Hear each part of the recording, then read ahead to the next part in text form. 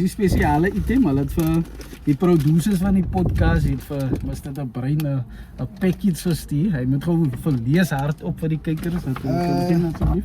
Okay, dankie vir die uitmuntende aan Brede en Rico.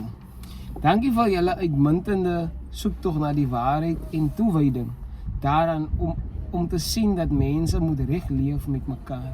Die kykers reg oor Suid-Afrika en selfs die wêreld waardeer hierdie dienste wat julle lewer.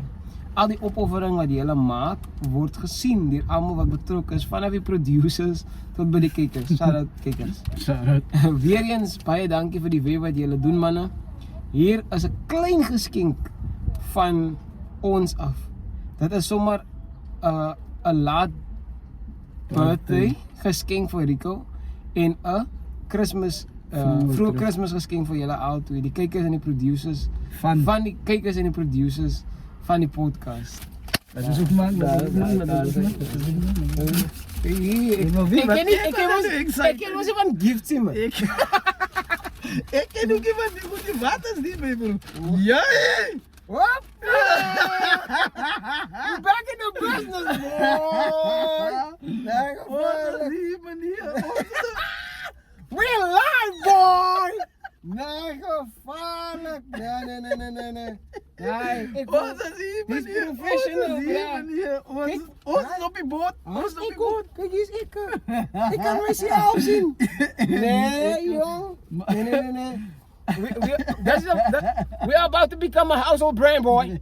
Household brand, boy. Nee, gevaarlijk. Right, hier is nog enetjie van my. Die printing is gedoen deur AJ Printing and Design. En hulle is located in Eerste Rivier. Die kontaknommer, ek sal al die goedes in die Ik was lang naar zo in die video. Sy kry gifts die Jo, dis 'n goeie ik ben ja. nogal een laat gelukkig. Ik is eigenlijk een medium, maar oké. Ek dink hy jou nou. Anyway, ek sal die goedes in die description insit vir die printing. As jy wil printing doen van die podcast se producers.